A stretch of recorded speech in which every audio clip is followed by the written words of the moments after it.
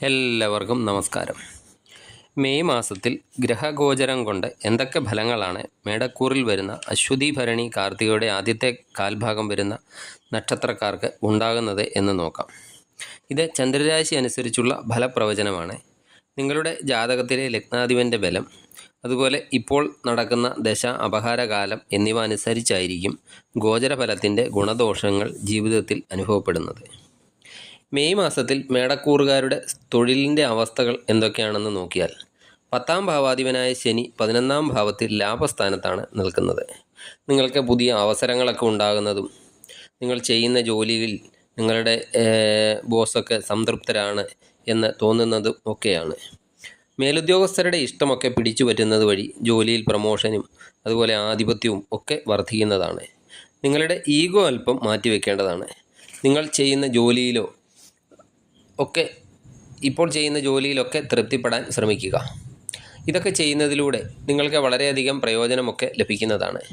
ഈ മാസം നിങ്ങളുടെ സഹപ്രവർത്തകരെയും അല്പം ശ്രദ്ധിക്കേണ്ടതുണ്ട്. കാരണം നിങ്ങളെക്കുറിച്ച് അവർ മോശമായിട്ടൊക്കെ സംസാരിച്ചേക്കാം. ഇതൊക്കെ ഒഴിവാക്കുന്നത് പ്രശ്നങ്ങളിൽ നിന്നൊക്കെ നിങ്ങളെ രക്ഷിക്കുന്നതാണ്. പുതിയ ജോലി അന്വേഷിക്കുന്നവർക്കും ഈ മാസം അനുകൂലമായ സമയമാണ്. അതുപോലെ വിദേശ ജോലി അന്വേഷിക്കുന്നവർക്കും അനുകൂലമായ സമയമാണ്. ബിസിനസ്സുകാർക്കും ഈ മാസം അനുകൂലമാണ്. ബിസിനസ്സിൽ പുരോഗതി, അതുപോലെ വിദേശത്ത് നിന്നൊക്കെ സാമ്പത്തിക നേട്ടം ഒക്കെ ഉണ്ടാകുന്നതാണ്.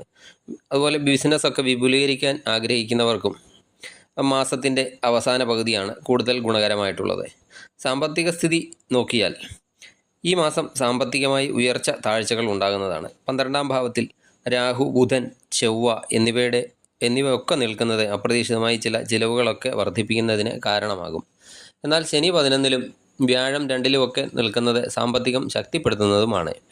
പുതിയ വരുമാന മാർഗങ്ങളൊക്കെ ഉണ്ടാകുന്നതാണ്. അതുപോലെ ബിസിനസ് ചെയ്യുന്നവർക്കും ലാഭവർധനവൊക്കെ ഉണ്ടാകുന്നതാണ്.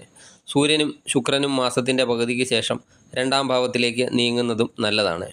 12ലെ രാഹുവിൻ്റെയും ചൊവ്വയുടെയും ഒക്കെ യോഗം ആസൂത്രിതമല്ലാത്ത ചില നിക്ഷേപങ്ങൾ ഒക്കെ ഒഴിവാക്കുന്നത് നന്നായിരിക്കും.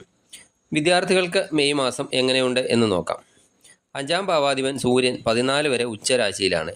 സർക്കാർ സംബന്ധമായ പരീക്ഷകളൊക്കെ എഴുതുന്നവർക്ക് ഈ സമയം വളരെ അനുകൂലമാണ്. കുറച്ച് കൂടുതൽ അധ്വാനിക്കേണ്ടി വരും എന്ന് മാത്രം. എന്നാലും അതിൻ്റെ ഫലം തീർച്ചയായും ലഭിക്കുന്നതാണ്. അതുപോലെ പരീക്ഷ എഴുതുന്നവരൊക്കെ അല്പം യാത്രയൊക്കെ ചെയ്ത് പരീക്ഷ എഴുതേണ്ടതായും വരുന്നതാണ്.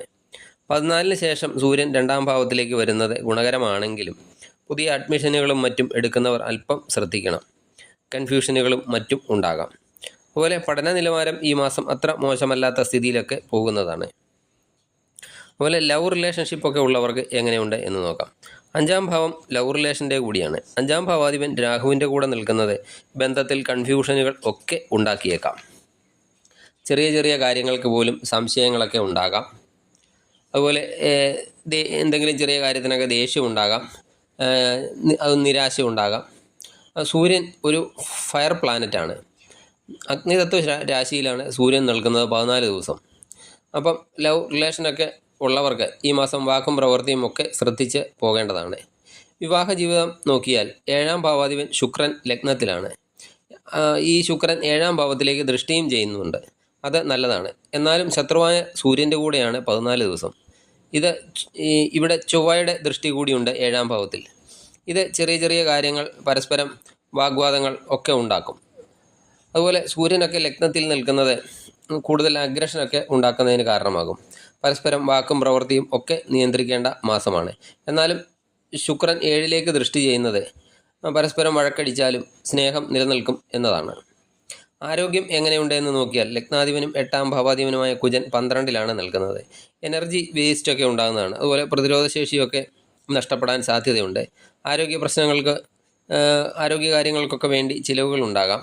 അതുപോലെ രക്തസമ്മർദ്ദം വർദ്ധിക്കും. കണ്ണിന് എന്തെങ്കിലും തരത്തിലുള്ള അസുഖങ്ങൾ ഒക്കെ ഉണ്ടായേക്കാം. ദൈവാധീനത്തിനായി ശിവക്ഷേത്ര ദർശനം നടത്തി പ്രാർത്ഥിക്കുക. ശിവന് ധാര, കൂവളമാല എന്നീ വഴിപാടുകളൊക്കെ സമർപ്പിക്കുക. അതുപോലെ ദേവീ ക്ഷേത്ര ദർശനം നടത്തി പ്രാർത്ഥിച്ച് കഴിയുന്ന വഴിപാടുകളൊക്കെ ചെയ്യുക. നിങ്ങൾക്ക് നല്ലൊരു മാസമായി തീരട്ടെ മെയ് മാസം എന്ന് ആശംസിക്കുന്നു. നന്ദി, നമസ്കാരം.